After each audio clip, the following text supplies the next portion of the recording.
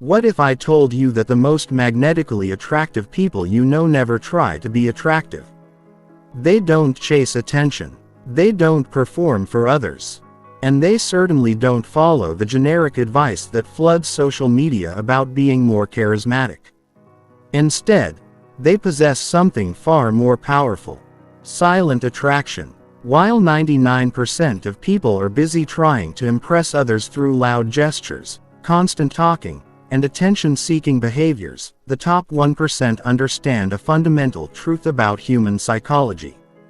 Real attraction isn't about what you say or do to get noticed. It's about who you become when you think nobody is watching. The most attractive people in any room aren't the ones commanding attention through force. They're the ones who naturally draw others in through their presence, their energy, and their deeply ingrained habits that signal confidence, intelligence, and emotional maturity. These aren't tricks or techniques you turn on and off. They're integrated parts of who you are. In this comprehensive guide, you're going to discover the scientifically backed habits that create silent magnetism. You'll learn why trying hard to be attractive actually repels people and how developing the right internal systems creates an irresistible external presence. By the time you finish this, you'll understand exactly how to become the person others are naturally drawn to without ever having to chase, perform, or compromise your authenticity.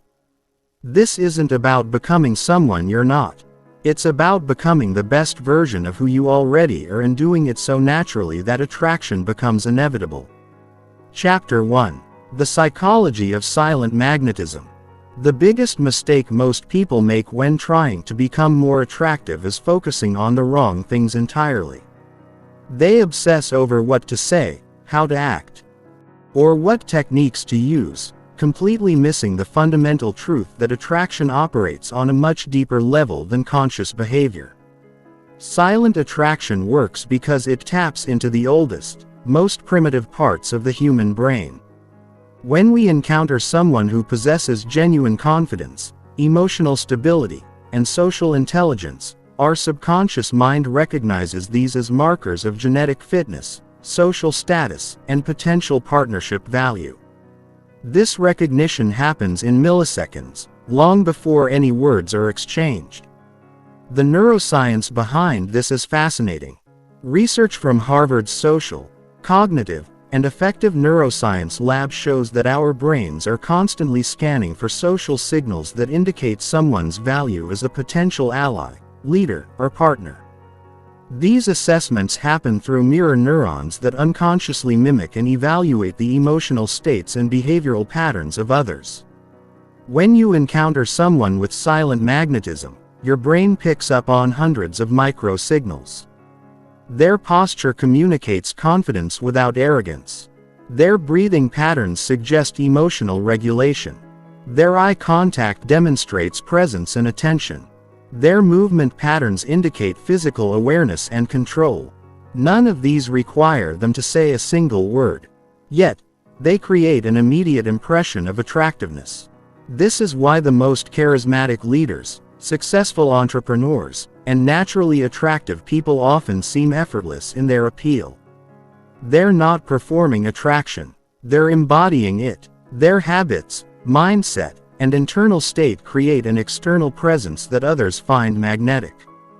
The research of Dr. Albert Morbihan revealed that only 7% of communication impact comes from words, while 38% comes from vocal qualities and 55% from body language and presence. This means that 93% of your attractiveness has nothing to do with what you say and everything to do with how you carry yourself and the energy you project. But here's where most people get it wrong. They try to fake these signals through surface-level changes. They force better posture, practice scripted conversations, or adopt behaviors that don't match their internal state. This creates an incongruence, and humans are exceptionally good at detecting incongruence. When your external behavior doesn't match your internal reality, people sense something is off. Even if they can't articulate why silent attraction works, because it's authentic. It emerges from genuine self-development, real confidence, and actual competence. You can't fake the calm presence of someone who has learned to regulate their emotions. You can't mimic the natural confidence of someone who has built real skills and overcome genuine challenges. You can't replicate the social ease of someone who genuinely cares about others and has developed emotional intelligence. This is why the habits we're going to explore aren't just behaviors to adopt. They're transformative practices that change who you are at a fundamental level. When you develop these habits consistently, they rewire your nervous system, reshape your identity, and transform your presence in ways that create genuine magnetism. The people who possess silent attraction have typically spent years, often unconsciously, developing habits that signal high value to others. They've learned to be comfortable with themselves, to regulate their emotions under pressure, to show genuine interest in others, and to move through the world with purpose and presence. These aren't personality traits they were born with. They're skills they developed through consistent practice. Understanding this distinction is crucial because it means silent attraction is learnable. You don't need to be naturally extroverted, exceptionally good-looking, or blessed with charisma. You need to develop the internal qualities that create external magnetism. You need to build the habits that signal confidence, competence, and emotional maturity to everyone you encounter. The transformation happens from the inside out.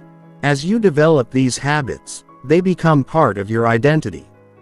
You stop thinking about being attractive and start simply being attractive.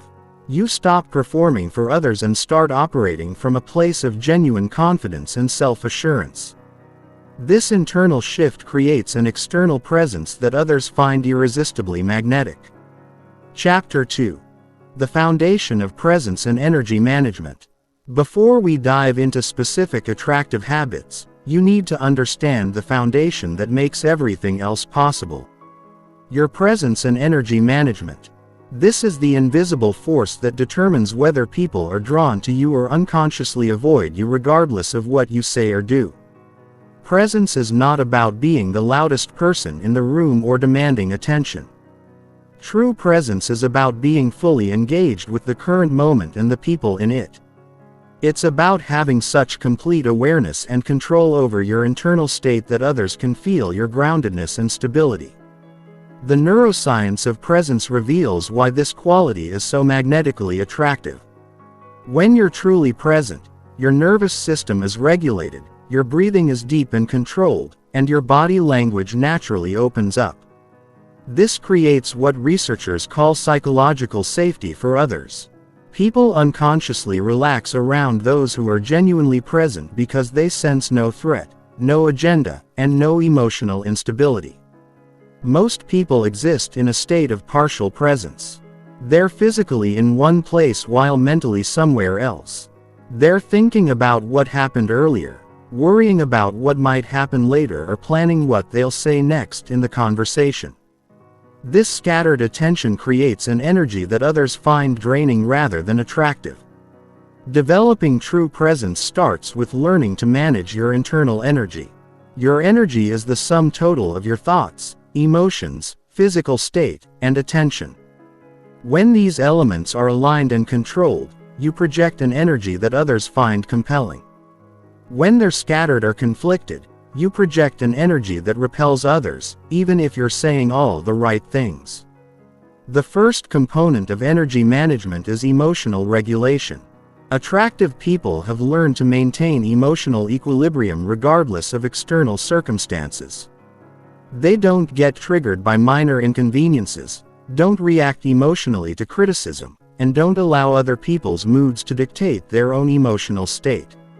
This emotional stability is incredibly attractive because it signals psychological maturity and reliability. When others know that you won't become reactive, defensive, or emotionally volatile, they feel safe to be authentic around you. They can express themselves without walking on eggshells, knowing that you'll respond from a place of emotional intelligence rather than knee-jerk reaction. Developing emotional regulation requires understanding the physiology of emotions. Emotions are not just mental experiences. They're full-body phenomena that affect your breathing, posture, facial expressions, and vocal tonality.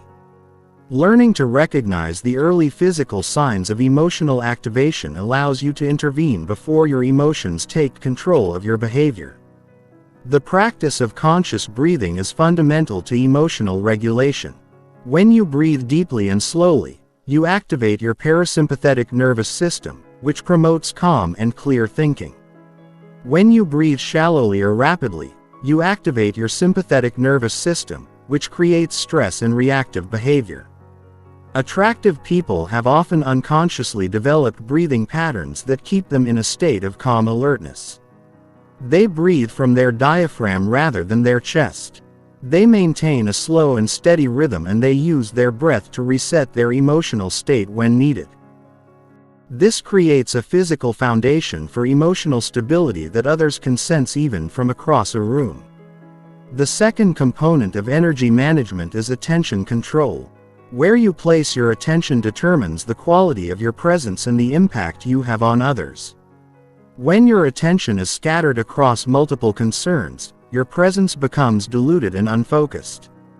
When your attention is completely engaged with the person or situation in front of you, your presence becomes magnetic. Developing attention control requires training yourself to be single-pointed in your focus. This means when you're in a conversation, you're 100% present with that conversation.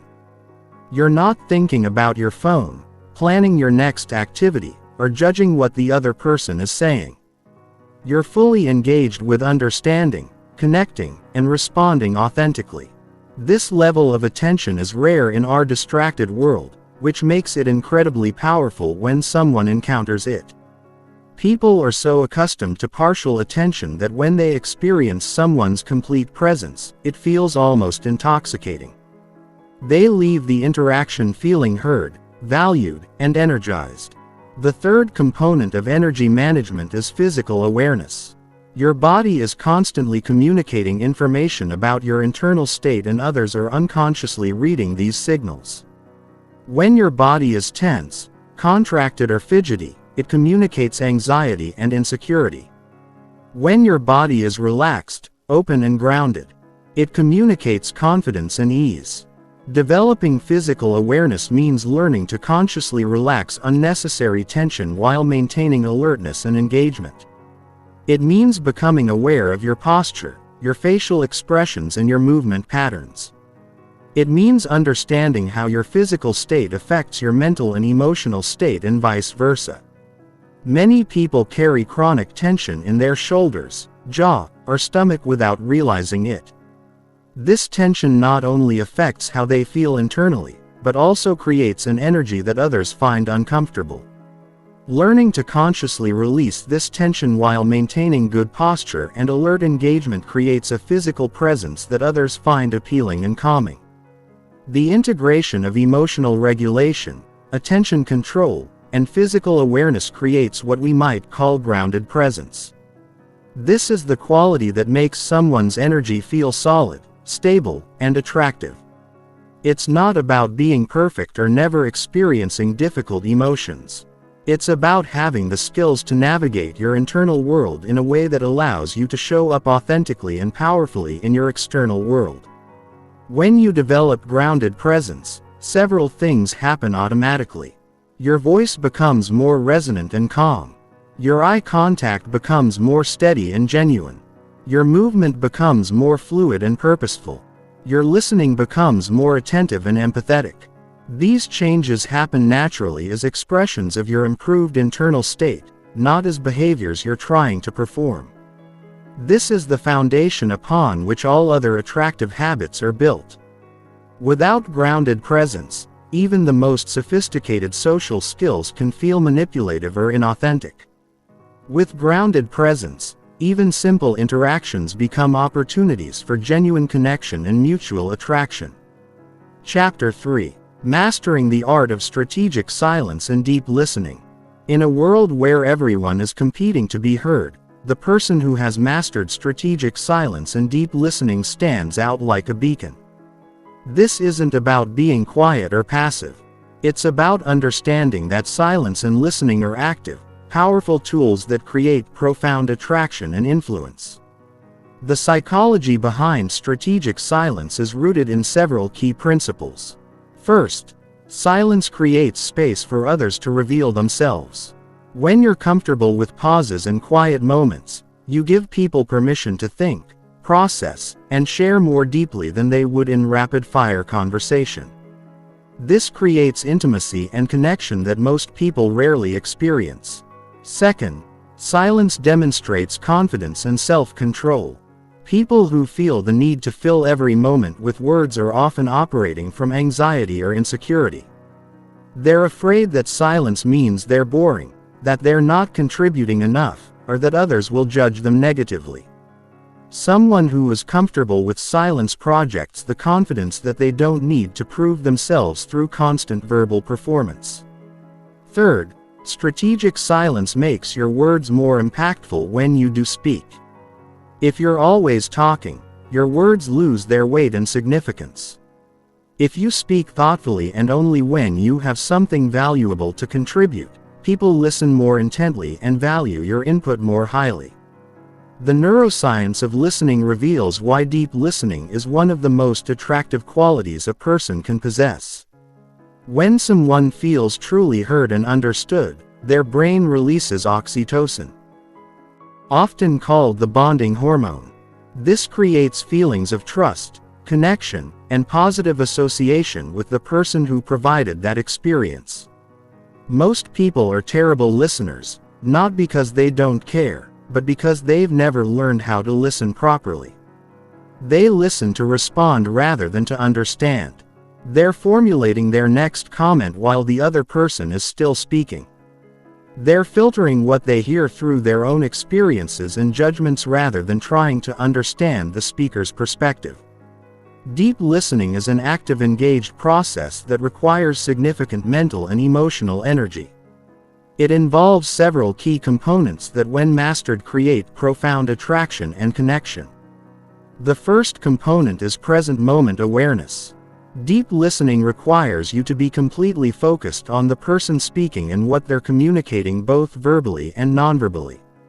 This means putting away distractions, making eye contact, and using your full attention to understand not just their words, but their emotions, intentions, and underlying needs. The second component is emotional attunement. This involves listening not just to the content of what someone is saying but to the emotional subtext. Are they excited, anxious, sad, frustrated, hopeful? Often the emotion behind the words is more important than the words themselves. When you can recognize and acknowledge someone's emotional state, they feel seen and validated in a way that creates deep connection. The third component is curiosity without judgment. Deep listening requires approaching others with genuine curiosity about their perspective, experiences, and thoughts. This means suspending your own judgments, opinions, and need to be right, and instead focusing on understanding how the world looks through their eyes. This level of curiosity is rare and incredibly attractive because it makes people feel valued and interesting. Most conversations involve people waiting for their turn to share their own thoughts and experiences. When someone encounters a person who is genuinely curious about them, it creates a powerful experience of being seen and appreciated for who they are. The fourth component is reflective feedback. This involves occasionally reflecting back what you've heard to ensure understanding and to demonstrate that you're actively engaged in the conversation.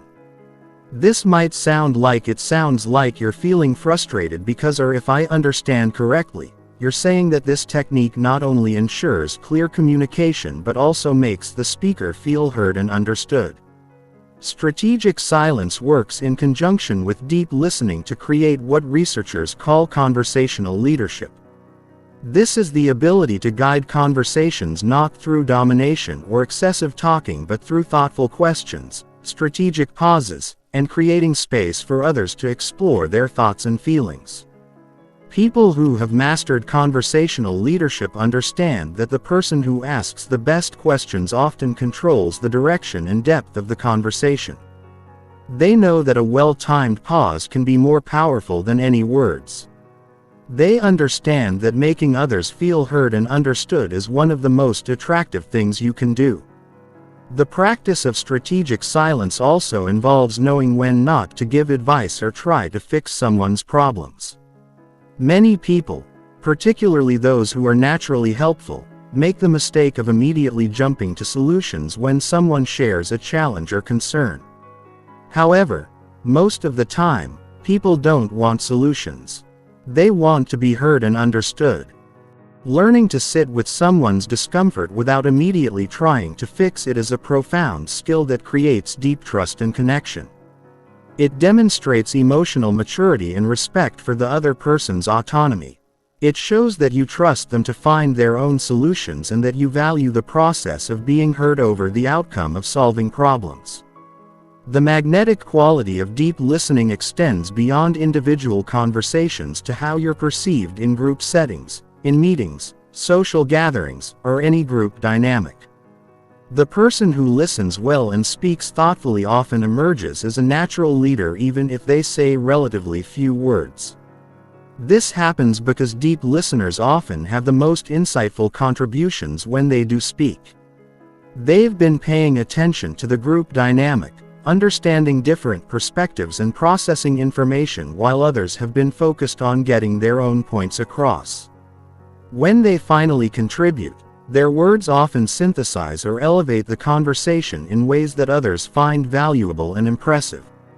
Developing these skills requires conscious practice and patience with yourself. In our fast-paced, instant communication world, the ability to slow down, listen deeply, and use silence strategically feels almost countercultural. But that's exactly what makes it so powerful and attractive. Start by practicing in low-stakes conversations. Focus on listening for understanding rather than listening for your turn to speak. Practice being comfortable with brief pauses. Ask follow-up questions that demonstrate you've been paying attention. Notice how people respond when they feel truly heard and understood. As you develop these skills, you'll find that your conversations become more meaningful, your relationships deepen, and your overall attractiveness increases significantly. People will seek you out not because you're entertaining or impressive, but because you make them feel valued, understood, and heard. Chapter 4. The Power of Calm, Confidence, and Emotional Stability. Calm confidence is perhaps the most universally attractive quality a person can possess. Yet, it's also one of the most misunderstood. It's not about being loud, aggressive, or dominating. It's not about never feeling fear, doubt, or uncertainty. Calm confidence is about maintaining your center and emotional equilibrium regardless of external circumstances. And it's this stability that others find magnetically attractive. The psychology of calm confidence is rooted in what psychologists call emotional regulation and distress tolerance. People who possess calm confidence have developed the ability to experience difficult emotions without being controlled by them. They can feel anxiety without becoming anxious in their behavior. They can experience disappointment without becoming negative or reactive. They can face uncertainty without becoming paralyzed or frantic. This emotional stability is attractive on multiple levels. From an evolutionary perspective, emotional stability signals that someone would be a reliable partner, leader, or ally during difficult times. From a social perspective, emotional stability creates psychological safety for others, allowing them to relax and be more authentic in your presence. From a personal perspective, emotional stability creates a sense of groundedness and authenticity that others find compelling and trustworthy. The neuroscience behind emotional regulation reveals why this quality is so powerful. When you maintain emotional equilibrium under pressure, you're demonstrating advanced prefrontal cortex function, the part of the brain responsible for executive decision, impulse control, and emotional regulation. This is the most recently evolved part of the human brain, and its effective functioning signals high cognitive and emotional intelligence. People with calm confidence have typically learned to recognize the difference between feeling an emotion and being controlled by that emotion. They understand that emotions are temporary experiences that provide information about their internal state and external environment. But they don't allow these emotions to dictate their behavior or communication. This doesn't mean suppressing or denying difficult emotions. Emotional suppression actually creates more problems than it solves and often leads to emotional explosions or passive-aggressive behavior. Instead, calm confidence involves acknowledging emotions while maintaining choice about how to respond to them. The development of calm confidence begins with understanding your emotional patterns and triggers. Most people have predictable emotional responses to certain situations, people, or stressors. They know they'll feel anxious before public speaking, frustrated in traffic, or defensive when criticized. However, they often feel helpless to change these responses. Calm confidence develops when you learn to recognize these patterns early and intervene before they take control of your behavior. This requires developing what psychologists call metacognition. Thinking about your thinking, you learn to observe your emotional state from a slight distance, almost like a scientist studying an interesting phenomenon. The practice of mindfulness is fundamental to developing this observational capacity. Mindfulness doesn't mean being perpetually calm or zen. It means being aware of what's happening in your mind and body in real time without judgment or the immediate need to change it. This awareness creates space between stimulus and response, allowing you to choose your behavior rather than simply reacting automatically. Breathing is one of the most practical tools for maintaining calm confidence. Your breathing pattern directly affects your nervous system, and learning to breathe consciously allows you to regulate your emotional state in real time. When you notice yourself becoming triggered or reactive, a few deep, slow breaths can activate your parasympathetic nervous system and restore emotional equilibrium. Physical posture also plays a crucial role in calm confidence. Research from Harvard Business School shows that adopting confident postures for just 2 minutes can increase testosterone and decrease cortisol, creating genuine changes in confidence and stress levels. Standing tall, keeping your shoulders back, and maintaining an open chest position not only makes you look more confident, but actually makes you feel more confident. Calm confidence also involves developing what researchers call stress inoculation.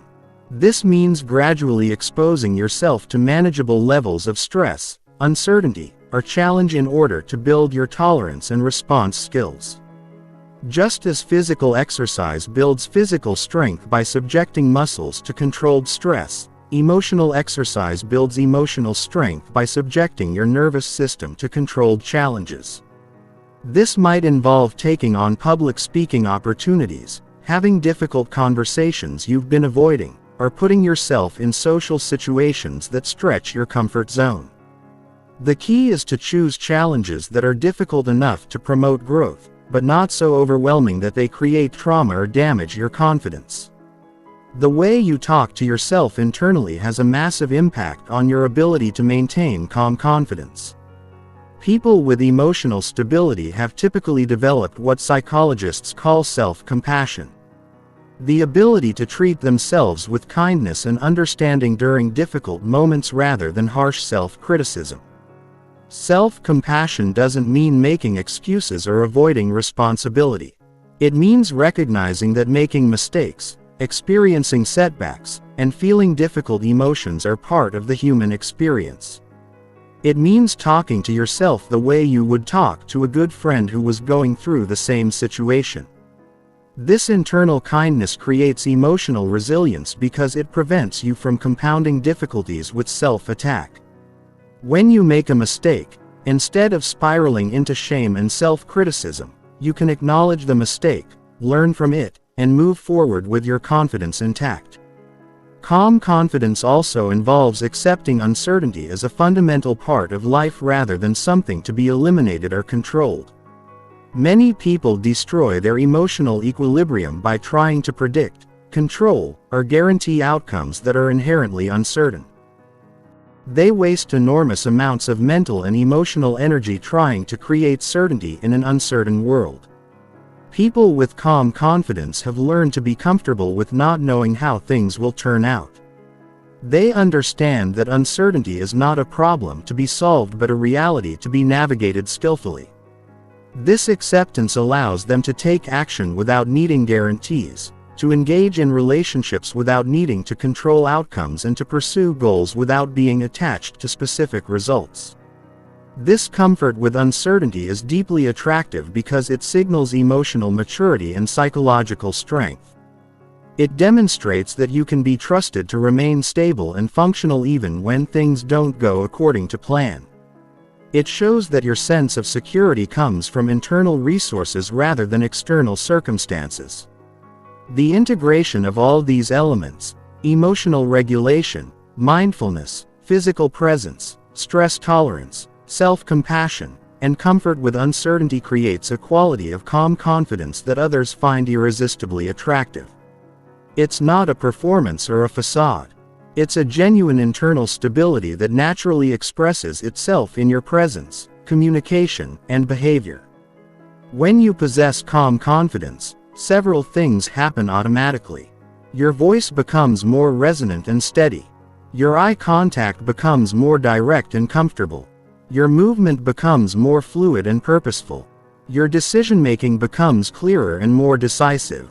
Your communication becomes more honest and direct. These changes occur naturally as expressions of your improved emotional regulation, not as behaviors you're trying to adopt. Chapter 5. Developing Authentic Social Intelligence and Emotional Awareness.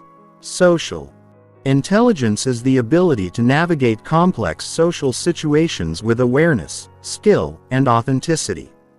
It's not about manipulation or playing social games. It's about understanding the subtle dynamics of human interaction and responding in ways that create connection, trust, and mutual respect. This quality is incredibly attractive because it signals emotional maturity, empathy, and the ability to create positive experiences for others. The foundation of social intelligence is emotional awareness both of yourself and others.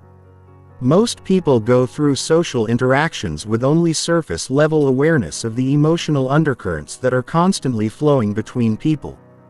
They miss the subtle signs that someone is uncomfortable, the nonverbal cues that indicate interest or disinterest, and the emotional needs that lie beneath surface-level conversation.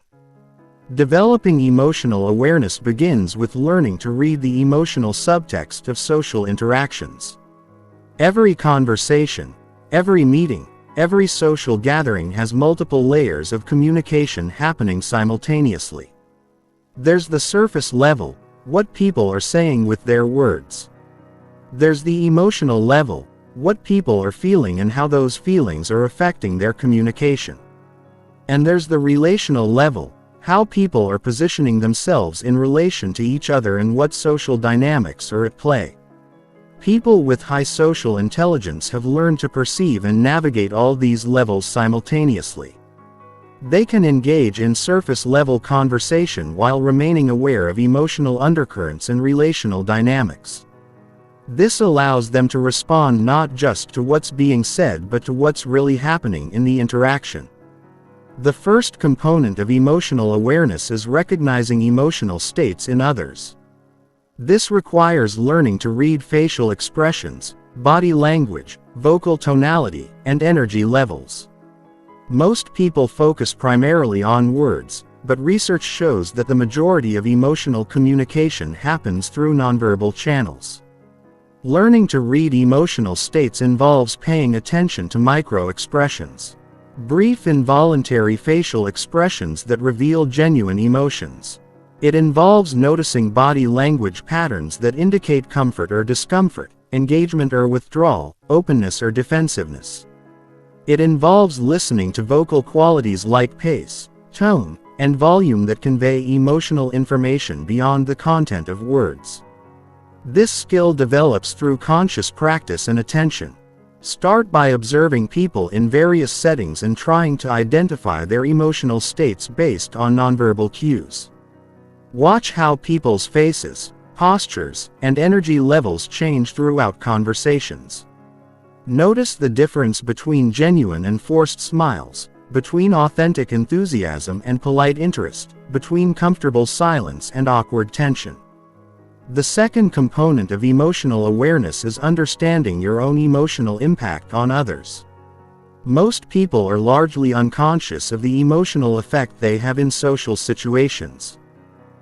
They don't realize that their anxiety makes others uncomfortable, that their excitement is overwhelming for some personality types, or that their intensity intimidates people who prefer gentler interaction styles. Developing awareness of your emotional impact requires honest self-reflection and feedback from others. It means paying attention to how people respond to your presence and communication style. Do people seem to relax or tense up around you?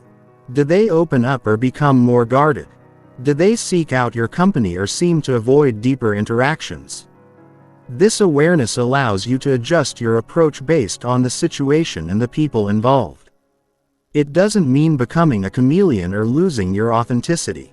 It means understanding that emotional intelligence includes the ability to modulate your energy and communication style to create the most positive interactions possible. The third component of social intelligence is understanding group dynamics and social hierarchies. Every group, whether it's a family, workplace team, or social gathering, has implicit power structures, alliances, and communication patterns.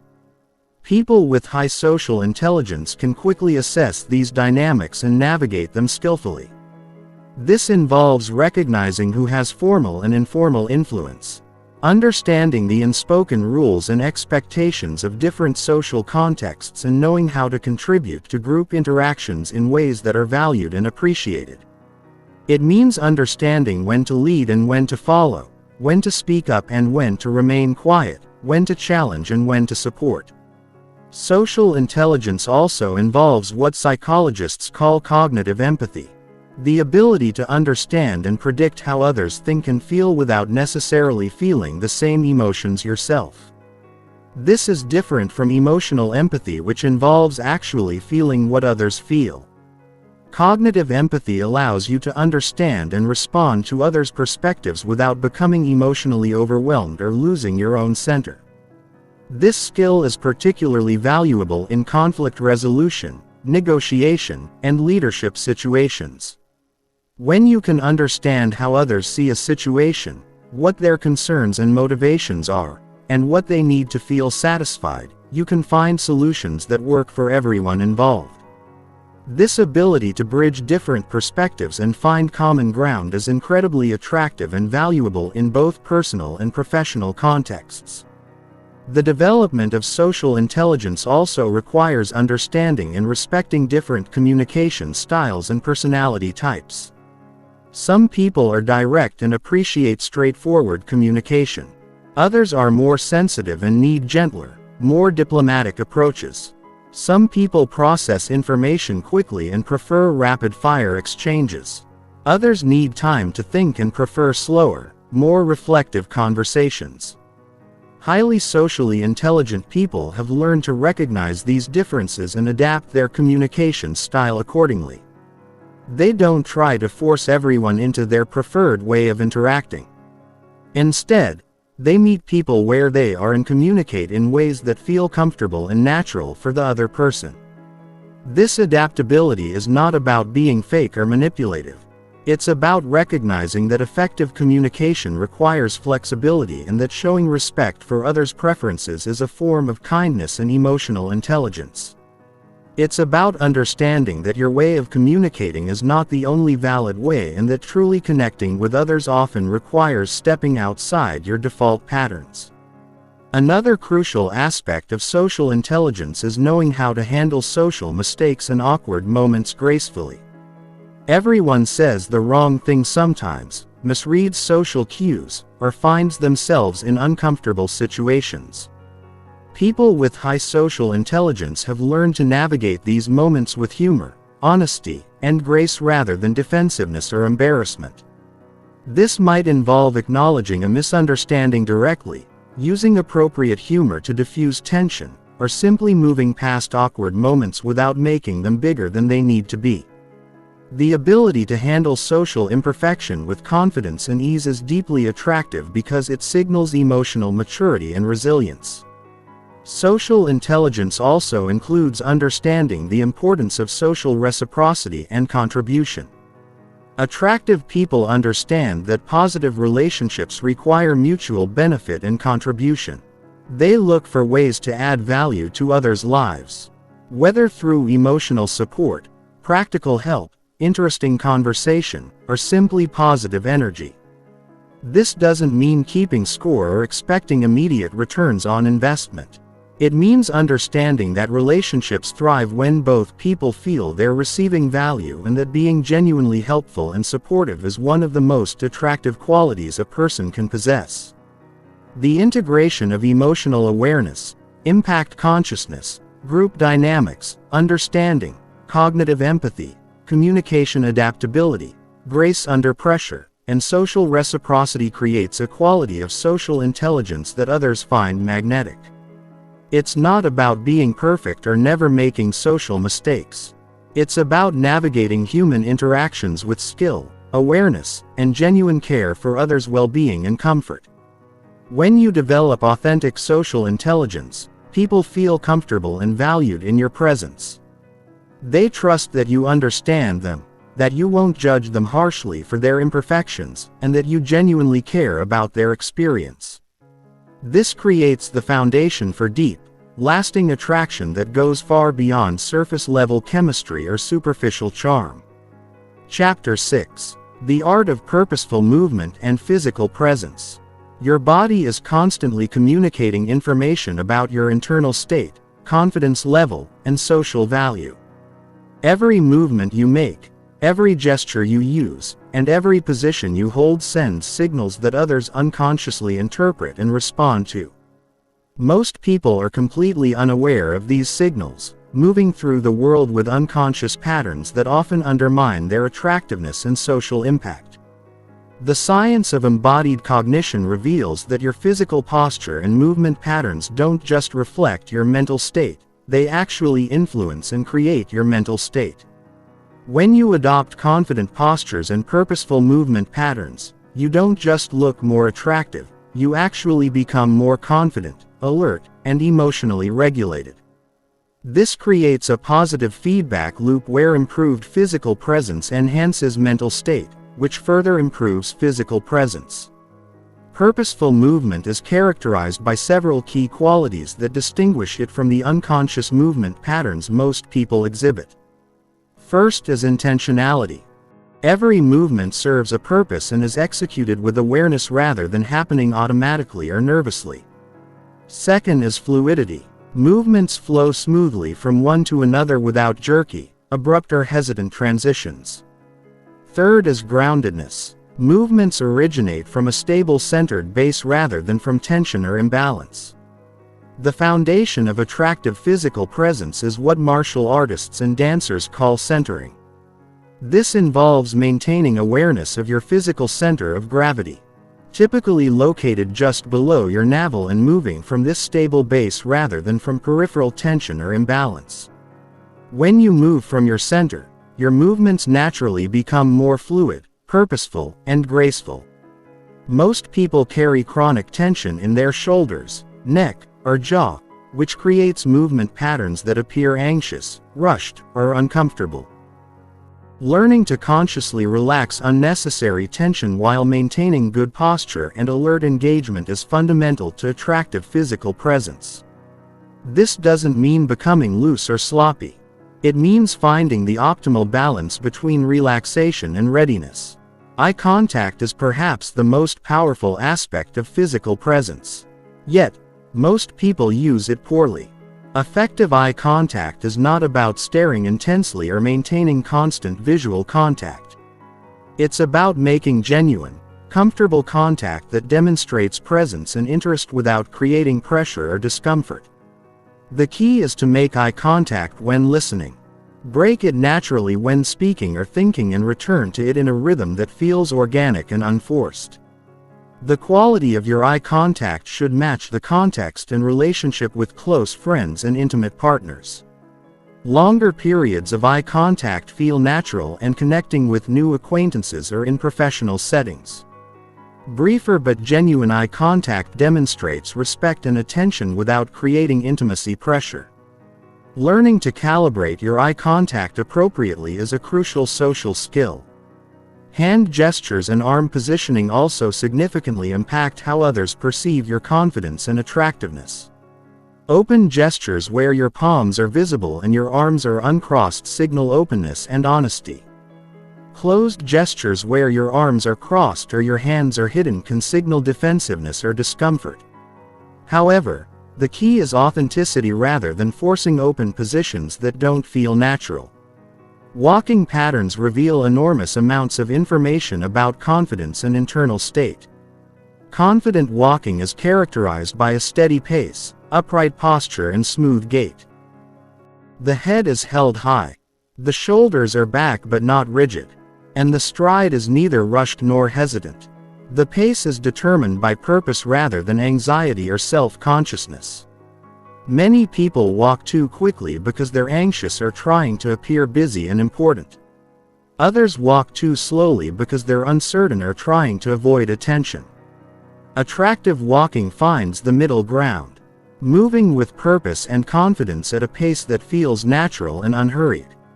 Sitting posture is equally important, particularly in social and professional settings where you may be seated for extended periods. Attractive sitting involves maintaining an upright but relaxed posture, keeping your feet grounded, and positioning your body in a way that demonstrates engagement with the environment and people around you. The way you use space also communicates important information about your confidence and social intelligence. Taking up appropriate space demonstrates confidence, while taking up too little space can signal insecurity, and taking up too much space can signal inconsideration or arrogance. Learning to gauge appropriate space usage in different contexts is a valuable social skill. Physical presence also involves being aware of and responsive to the physical comfort of others. This means maintaining appropriate personal space, being mindful of how your movements might affect others, and adjusting your physical presence based on the comfort levels and preferences of the people around you. Voice and speaking patterns are technically part of physical presence. Since voice is produced by the physical mechanisms of breathing, posture and muscle tension, attractive vocal presence is characterized by speaking from a relaxed, grounded place rather than from tension or anxiety. This typically results in a slightly deeper, more resonant voice that carries well without being loud or forced. The pace of speech is also crucial. Many people speak too quickly when they're nervous or too slowly when they're uncertain. Attractive speech finds a moderate pace that allows for clear articulation and gives listeners time to process information without becoming bored or impatient. Developing purposeful movement and attractive physical presence requires conscious practice and body awareness. Start by spending time each day consciously observing your posture, movement patterns, and physical habits. Notice when you're holding tension, when your movements feel rushed or uncertain, and when your posture is closed or defensive. Practice basic centering exercises such as standing with your feet shoulder-width apart, breathing deeply, and imagining roots growing from your feet into the ground. This helps develop the physical sense of groundedness that underlies all attractive movement. Work on individual elements like eye contact, hand gestures, and walking patterns in low-stakes situations before applying them in more important social or professional contexts. Remember that the goal is not to adopt a fake or performed physicality, but to develop authentic physical presence that reflects and supports your best self. Chapter 7. Building Unshakable. Inner Confidence Through Competence. True confidence cannot be faked, performed or adopted as a surface-level behavior. Authentic confidence emerges from competence, self-knowledge, and the accumulated evidence of your ability to handle challenges, learn from setbacks, and achieve meaningful goals. This inner confidence is far more attractive than any external display of bravado because it's genuine, stable, and grounded in reality rather than insecurity or wishful thinking. The psychology of confidence reveals that it's not a fixed personality trait, but a dynamic state that emerges from the interaction between your capabilities, your self-perception, and your track record of success in handling life's challenges. People with genuine confidence have typically invested significant time and effort in developing real skills, knowledge, and emotional resilience that give them legitimate reasons to feel capable and self-assured. The foundation of unshakable confidence is competence development. This means becoming genuinely good at things that matter to you and that create value in the world. Whether it's professional skills, creative abilities, physical fitness, emotional intelligence, or problem-solving capabilities, developing real competence gives you something solid to feel confident about. Many people try to build confidence through positive thinking or affirmations. But this approach often fails because it's not grounded in reality. Your subconscious mind knows the difference between genuine capability and wishful thinking. Real confidence develops when your self-perception aligns with actual evidence of your abilities and achievements. The process of building competence requires embracing what psychologists call productive discomfort. This means regularly challenging yourself with tasks and goals that stretch your current abilities without overwhelming you completely. It means seeking out learning opportunities that require effort, persistence, and the willingness to make mistakes while improving. This is why confident people often have a history of pursuing challenging goals and persisting through difficulties. They've accumulated evidence that they can learn new things, overcome obstacles, and achieve objectives that initially seemed difficult or impossible. This track record creates a deep sense of self-efficacy. The belief that you can handle whatever challenges life presents. Self-knowledge is another crucial component of inner confidence. This involves understanding your strengths and weaknesses, your values and priorities, and your natural patterns of thinking and behaving. When you know yourself well, you're less likely to be thrown off balance by criticism, setbacks, or unexpected challenges because you have a stable sense of who you are and what you're capable of. Developing self-knowledge requires honest self-reflection, seeking feedback from others, and paying attention to your patterns of success and struggle across different areas of life. It means being willing to acknowledge both your capabilities and your limitations without defensiveness or harsh self-judgment. Confident people typically have a realistic but positive relationship with their limitations. They don't pretend to be good at everything or try to hide their weaknesses. Instead, they acknowledge their limitations while focusing their energy on developing their strengths and working around or improving their weak areas when necessary. This honest self-assessment actually enhances rather than undermines confidence because it's based in reality rather than fantasy. When you know your genuine capabilities and limitations, you can make better decisions about what challenges to take on, what help to seek, and how to leverage your strengths most effectively. Inner confidence also requires developing what researchers call emotional resilience. The ability to bounce back from setbacks, disappointments, and failures without losing your sense of self-worth or capability. This doesn't mean never feeling hurt, disappointed, or discouraged. It means having the internal resources to process these experiences and extract learning and growth from them. Emotional resilience develops through experience with adversity and the conscious development of coping strategies and support systems. Every time you face a challenge and find a way to handle it, you build evidence of your resilience and capability. Every time you experience a setback and recover from it, you develop confidence in your ability to handle future difficulties. The way you interpret and respond to failure significantly impacts your confidence development. People with growing confidence typically view failures as learning opportunities rather than evidence of inadequacy. They extract lessons from setbacks, adjust their approach, and continue working toward their goals rather than giving up or seeing failure as confirmation of their limitations. This growth mindset, as researcher Carol Dweck calls it, is fundamental to building lasting confidence. It means viewing abilities as developable rather than fixed. Seeing challenges as opportunities to grow rather than threats to your self-image, and understanding that effort and persistence are pathways to mastery rather than signs of inadequacy. Building inner confidence also requires taking calculated risks and stepping outside your comfort zone regularly.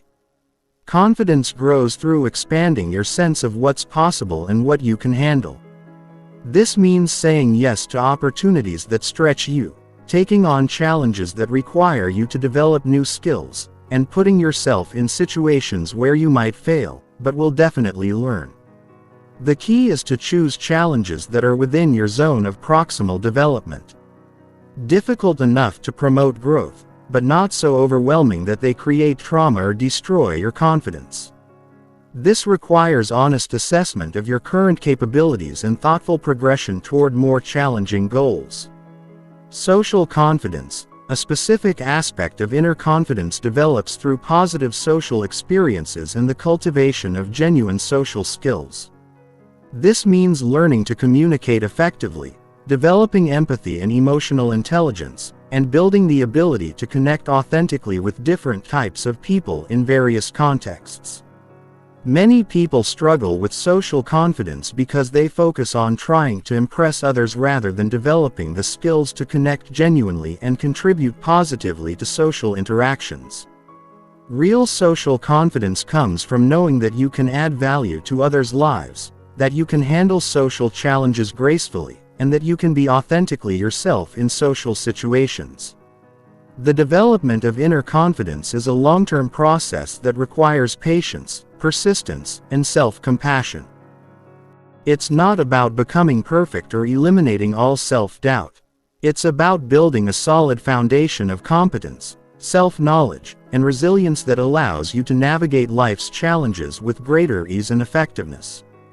When you possess genuine inner confidence, it naturally expresses itself in your presence, communication, and behavior without any need for performance or pretense. You become comfortable taking up appropriate space, expressing your thoughts and opinions, and pursuing your goals with determination and persistence. This authentic confidence is magnetic because others can sense its genuineness and stability. Chapter 8. The magnetism of authentic curiosity and genuine interest in others. In a world where most people are primarily focused on themselves, their own problems, and their own desires to be heard and understood, the person who possesses authentic curiosity about others stands out as remarkably attractive and magnetic. This isn't about being nosy or intrusive. It's about having a genuine fascination with the complexity, experiences, and perspectives of other human beings. The psychology behind why curiosity is so attractive is rooted in fundamental human needs for validation, understanding, and connection. When someone shows genuine interest in who you are, what you think, and how you experience the world, it creates a powerful feeling of being valued and appreciated. This experience is rare enough that when people encounter it, they often find themselves drawn to the person who provided it. Authentic curiosity is different from polite interest or social obligation. It's a genuine desire to understand and learn from others, driven not by what you might gain from the interaction but by inherent fascination with human complexity and diversity. People can sense the difference between someone who is asking questions because they think they should and someone who is genuinely interested in the answers. The development of authentic curiosity requires shifting from a self-focused to an other-focused mindset in social interactions. Instead of thinking about what you want to say next, how you're being perceived, or what you can get from the interaction, you focus your attention on understanding the person in front of you as completely as possible. This shift often reveals how interesting and complex other people actually are. Most social interactions remain at surface levels because neither person is genuinely curious enough to explore deeper layers of thought, experience, and perspective. When you approach others with real curiosity, you often discover fascinating aspects of their lives, thoughts, and experiences that would never emerge in typical social exchanges. Genuine curiosity expresses itself through the quality of questions you ask and the attention you pay to answers. Curious people ask follow-up questions that demonstrate they've been listening and want to understand more deeply. They ask questions that invite people to explore their own thoughts and experiences rather than simply providing factual information. The difference between surface-level and deep curiosity is evident in question patterns. Surface-level curiosity might ask, "What do you do for work?" Deep curiosity might follow up with, "What drew you to that field?" Or, "What's the most challenging part of your work?" Or, "How has that work changed the way you see the world?" Authentic curiosity also involves being curious about people's inner experiences, not just their external circumstances. This means being interested in how people think and feel about their experiences, what they've learned from their challenges, what they're passionate about, and what drives their decisions and priorities. This level of curiosity requires emotional intelligence and social sensitivity because you need to gauge what people are comfortable sharing and how to ask about deeper topics without being invasive or inappropriate. The key is to create psychological safety through your own openness and non-judgmental attitude, making it easy for others to share authentically if they choose to. Curious people also tend to be excellent conversationalists because they know how to draw out the best in others. They ask questions that allow people to share their expertise, their passions, and their unique perspectives. They create opportunities for others to feel intelligent, interesting, and valued through the conversation. This ability to make others feel good about themselves through genuine interest is incredibly attractive because it's a form of emotional generosity. You're giving others the gift of your attention and interest, which often helps them see themselves in a more positive light and feel more confident and appreciated. The practice of authentic curiosity also expands your own understanding of the world and human nature. Every person you encounter has had experiences you've never had, has knowledge you don't possess, and has perspectives that could expand your own thinking. Approaching others with curiosity means viewing every interaction as a potential learning opportunity. This learning mindset is attractive because it signals intellectual humility and openness to growth. People are drawn to those who are still learning, still growing, and still open to new ideas and perspectives. It suggests a mind that isn't closed or arrogant, but is actively engaged with the complexity and diversity of human experience. Curiosity also involves being interested in people's stories, the narratives they tell about their lives, their challenges, and their growth. Everyone has a story, and most people rarely get the opportunity to share their story with someone who is genuinely interested in hearing it. When you provide that opportunity through authentic curiosity, you create a profound experience of connection and understanding. Being curious about others' stories doesn't mean being nosy about personal details. It means being interested in how people make sense of their experiences, what they've learned from their challenges, what they're proud of, and what they're working toward. These are the elements that make up the narrative of a person's life and reveal who they are at a deeper level. The development of authentic curiosity requires overcoming several common barriers. Many people are so focused on their own concerns and insecurities that they have little mental and emotional energy left to be curious about others. Others are afraid that showing interest will make them appear vulnerable or will obligate them to share more about themselves than they're comfortable with. Some people avoid curiosity because they're afraid of what they might learn about others. They worry that deeper exploration might reveal differences that make them uncomfortable or might challenge their existing beliefs and assumptions. However, this avoidance typically limits their ability to form meaningful connections and understand the rich complexity of human experience.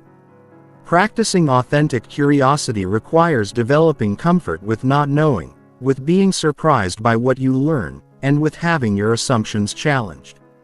It means approaching others with what Zen practitioners call beginner's mind. The willingness to encounter each person as if meeting them for the first time, without predetermined judgments or expectations. The cultivation of curiosity also involves becoming more comfortable with silence and pauses in conversation. When you ask a thoughtful question, people often need time to think before responding authentically. Being patient with these pauses and not rushing to fill silence shows respect for the person's thought process and often leads to more meaningful responses. Authentic curiosity extends beyond individual conversations. To include curiosity about different cultures, perspectives, and ways of life. This broader curiosity makes you a more interesting person because you're constantly learning and growing. And it makes you more attractive because people can sense your openness and willingness to engage with diversity and complexity. When you develop authentic curiosity as a core part of how you engage with others, several things happen naturally. People seek out your company because they enjoy how they feel when talking with you. They share more openly because they trust your genuine interest. They view you as someone who understands and appreciates them for who they really are. This creates the foundation for deep attraction that goes far beyond surface-level chemistry or social performance. Chapter 9. Mastering Nonverbal Communication and Subtle Influence. The vast majority of human communication happens below the level of conscious awareness through micro-expressions, body language, vocal tonality, and energy patterns that our brains process instantaneously but rarely analyze explicitly. People with magnetic attraction have typically developed, often unconsciously, the ability to communicate powerfully through these nonverbal channels while remaining sensitive to the nonverbal communications of others. The science of nonverbal communication reveals that humans are constantly transmitting and receiving emotional and social information through channels that operate faster than conscious thought. Within milliseconds of encountering someone, your brain has assessed their emotional state, confidence level, social status, and potential threat or attraction level based primarily on nonverbal cues. This means that your nonverbal communication is constantly shaping how others perceive and respond to you. Regardless of what you're saying with words, people who understand and master these subtle communication channels have an enormous advantage in creating attraction, influence, and connection because they're communicating effectively on the channels that have the greatest impact. The foundation of powerful nonverbal communication is congruence between your internal state and external expression. When your thoughts, emotions, and intentions are aligned and authentic, your nonverbal communication naturally becomes more powerful and attractive. When there's incongruence between what you're thinking and feeling internally and what you're expressing externally, people sense something is off, even if they can't articulate what it is. This is why working on your internal state is so crucial for developing attractive nonverbal communication. You can't fake the micro-expressions, energy patterns, and subtle cues that emerge from genuine confidence, emotional stability, and authentic interest in others. These qualities must be developed genuinely to be communicated authentically. Facial expressions are one of the most powerful forms of nonverbal communication. Yet, most people are largely unconscious of what their face is communicating. Research has identified dozens of distinct facial expressions that convey specific emotions and social information. Learning to recognize these expressions in others and become more conscious of your own facial communication can dramatically improve your social effectiveness. The most important facial communication skills involve eye contact patterns, genuine versus forced smiling, and overall facial relaxation. Genuine eye contact involves looking at someone when they're speaking to demonstrate attention and respect. Making contact when you're speaking to emphasize important points and breaking contact naturally to avoid creating intensity or pressure. A genuine smile involves not just the mouth but the entire face, particularly the eyes. Fake smiles are easily detected because they don't engage the muscle around the eyes that create the slight squinting and wrinkles that accompany authentic positive emotion. Learning to smile genuinely when you feel positive and to maintain a neutral but pleasant expression when you don't feel particularly positive is more attractive than forcing fake smiles. Vocal tonality carries enormous amounts of emotional and social information. The pace, pitch, volume, and resonance of your voice communicate confidence, emotional state, and social positioning more powerfully than the words you're speaking. Most people are unconscious of their vocal patterns and how they affect others' perceptions and responses. Attractive vocal communication is typically characterized by speaking from a relaxed, grounded place in your body rather than from tension or anxiety. This usually results in a slightly deeper, more resonant voice that carries well without being loud or forced. The pace is moderate, allowing for clear articulation and giving listeners time to process information. Vocal confidence also involves being comfortable with pauses and silence rather than filling every moment with sound. Strategic pauses can emphasize important points. Give others time to respond and demonstrate that you're not anxious about maintaining constant verbal output, posture, and body positioning. Communicate social status, confidence, and emotional state more quickly than any other form of nonverbal communication. Open, upright postures generally signal confidence and approachability, while closed, collapsed postures tend to signal insecurity or defensiveness. However, the key is not to adopt rigid power poses, but to find postures that feel both confident and authentic to you. This usually involves maintaining an upright spine, keeping your shoulders back, but relaxed, and positioning your body in a way that demonstrates engagement with your environment and the people in it. The way you use space also communicates important social information. Taking up appropriate space demonstrates confidence without being inconsiderate. This involves being aware of how much physical space you're occupying and whether it's appropriate for the context and the comfort of others around you. Gesture patterns significantly impact how your communication is received and understood. Open gestures, where your palms are visible and your movements are fluid, tend to be perceived as more trustworthy and engaging than closed gestures or sharp, jerky movements. The key is developing gestures that feel natural and support your verbal communication rather than distracting from it. This usually means using gestures that emerge from genuine enthusiasm or emphasis rather than trying to adopt prescribed hand movements that don't match your personality or communication style. Energy and presence are perhaps the most subtle but powerful forms of nonverbal communication.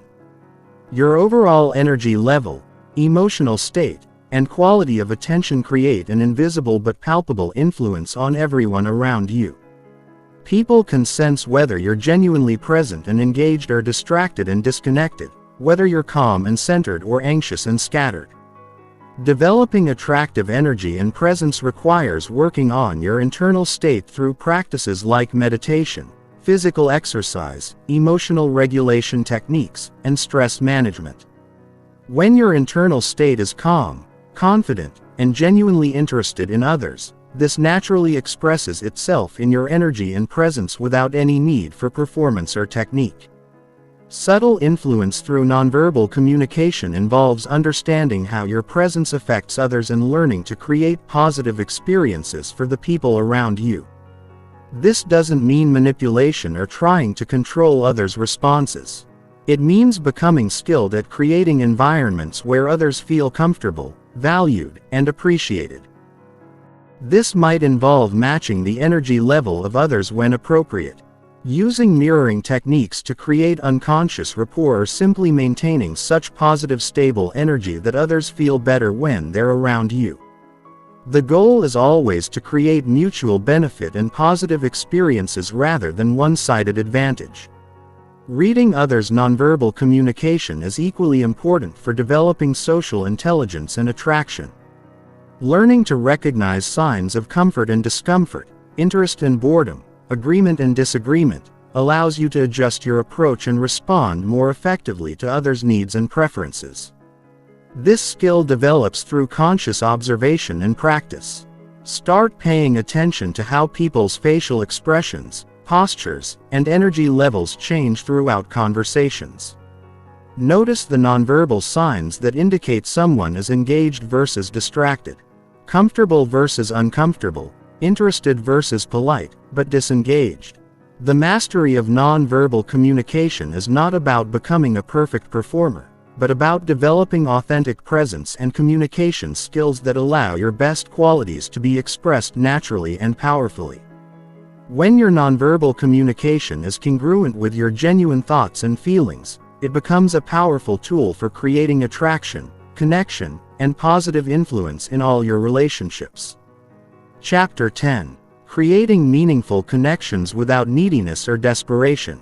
The ability to form deep, meaningful connections with others while maintaining your own center and independence is perhaps the most attractive quality a person can possess. This skill allows you to engage authentically and openly with others without the energy-draining neediness or desperate attachment that repels people and prevents genuine intimacy from developing. The psychology of neediness reveals why it's so destructive to attraction and connection. When you approach relationships from a place of need or desperation, you're essentially communicating that you don't have enough internal resources to feel complete or secure on your own.